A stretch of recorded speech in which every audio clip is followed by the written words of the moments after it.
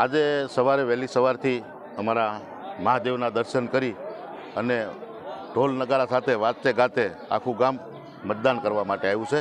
આપ જોઈ શકો છો, લાંબી લાંબી લાઈન છે અને આ રાષ્ટ્ર પર્વનું ચૂંટણી છે।